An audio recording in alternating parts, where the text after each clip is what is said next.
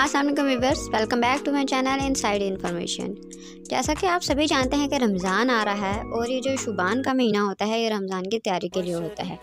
अगर आप किसी गुनाह कबीरा में हैं तो इसे छोड़ना शुरू कर दें ताकि रमज़ान तक बिल्कुल छोड़ चुके हों। अगर आपकी किसी से नाराज़गी है तो उससे मना लें, और अगर आपने किसी के साथ ज़्यादती की है तो उससे माफ़ी मांग लें, और अगर ऐसा मुमकिन नहीं है तो उसके लिए दुआए खैर करें। अगर आपने किसी का माल खाया हुआ है या ज़मीन जायदाद पर कब्ज़ा किया हुआ है तो इसकी तो माफ़ी बिल्कुल भी नहीं है, ये तो आपको क़यामत के दिन भी वापस करना पड़ेगा। आप जाएं, उससे बात करें और उसे कहें कि मैं आपको थोड़ा थोड़ा कर मैं वापस कर दूंगा। शुबान के आखिरी अयाम के रोज़ा रखने से मना किया गया है। 15 शुबान का रोज़ा रख सकते हैं, बाकी रोज़े रखने से मना फरमाया गया। वो इस वजह से कि ये रोज़े रखने से इतनी वीकनेस ना हो जाए कि रमज़ान के फ़र्ज़ी रोज़े ना रख सकें।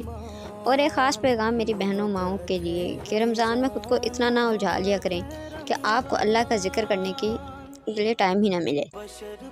अपने निज़ाम औक़ात की तरतीब दें, अपनी मसरूफ़ियात में कमी करें। इंटरनेट, सेलफ़ोन और जो वक्त का ज़िया करने के काम हैं उनसे जितनाब करें। रमज़ान से पहले अशियाए ज़रूरत की खरीदारी कर लें, हो सके तो ईद की भी तैयारी कर लें। रमज़ान में नफ़ली इबादत का अहतमाम करें, सदका व खैरात कसरत से करें। बच्चों को सदका देने की आदत डालें, इनकी ज़हन साज़ी करें कि ऐसा क्यों ज़रूरी है।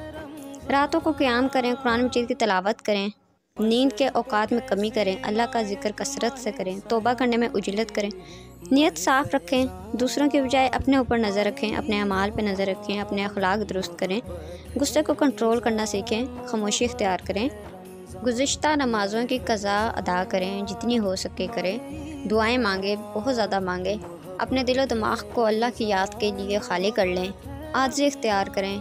अल्लाह रब्बुल इज़्ज़त हम सब की इबादतें अपनी बारगाह रिसालत में कबूल मंजूर फरमाए, आमीन।